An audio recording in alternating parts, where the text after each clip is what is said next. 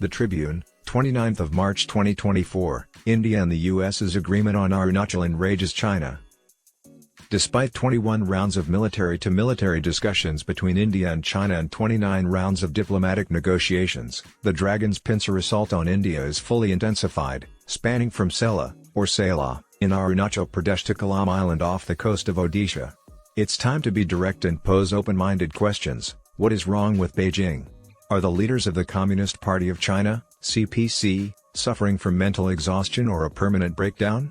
Otherwise, how can a foreign nation be so naive and conceited as to protest Prime Minister Narendra Modi's recent opening of the Sela tunnel?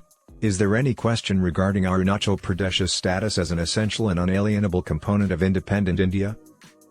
Therefore, there is nothing wrong with the US declaring that it strongly opposes any unilateral attempt to advance territorial claims by incursions or encroachments, military or civilian, across the line of actual control, LAC, and recognizes Arunachal Pradesh as Indian territory. Though China has a talent for creating conflict, uncertainty, and turmoil where none exists, this does not question the standard discourse of non-Chinese diplomacy. The Chinese make the absurd claim that they strongly deplore and firmly oppose the US stand. There has never been a defined border between China and India. There is no denying that Xiangnan, the idealized Chinese name for Arunachal, has long been a part of China. This hallucination is incredible. Is China able to recognize its own undeniable lie or falsehood?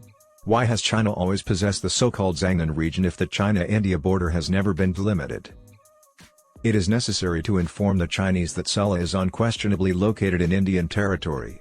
It is about 13,500 feet, around 20 miles southeast of Tawang and south of the McMahon Line.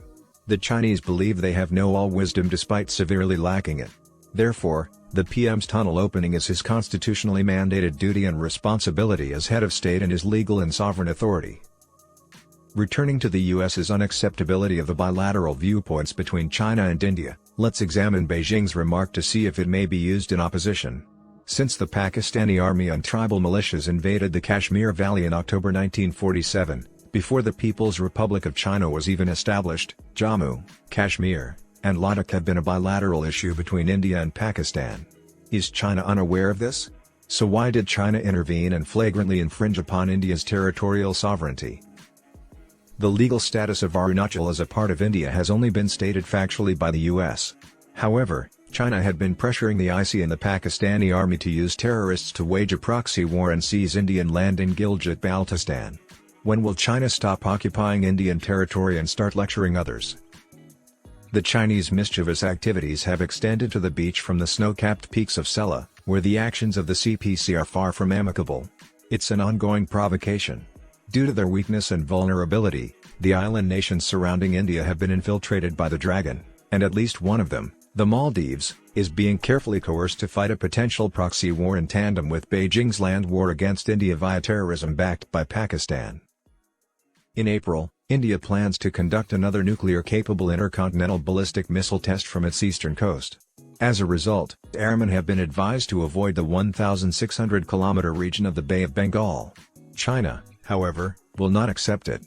The CPC sees New Delhi as the main obstacle to Beijing's form of communist imperialism, hence, it is resolved to undermine India's sovereign rights in every manner and domain. The CPC sent out 4 spy ships to obtain precise information about India's missile launch from its land and maritime zone. The Maldives port has already been heavily utilized by Chinese espionage ships as a base to track the Indian Navy's ships inside its territorial seas. Whatever historic Indian act is intolerable and unacceptable to the leadership of the CPC. In December 2022, India encountered this pattern of Chinese disruption when it was forced to postpone testing long-range missiles due to the Chinese spy ships' intelligence-gathering activities along the Indian coast. Despite the failure and disaster of successive Indian government's attempts to forge friendship with China, China's hostile actions have reached a critical point. The CPC's appalling intransigence has always been a counterweight to New Delhi's flexibility. The custom continues. The Indian PM's recent successful visit to Bhutan is expected to be followed up on shortly due to Beijing's persistent and robust attempts to establish an embassy in Thimphu. In Lhasa, Bhutan's Amban representative wrote in 1904 that Bhutanese are subjects of the Emperor of China, who is the Lord of Heaven, and Bhutan is the gateway on the south. Mao Zedong had referred to Bhutan as lost land back in 1939. and it was part of the empire of the emperor.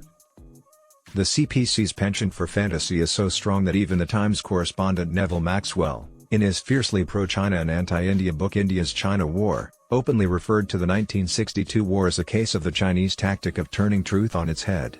That single passage from the Half-Truth document exposed the CPC's lies, trickery, and deceit while demonstrating the strength of the ultimate truth.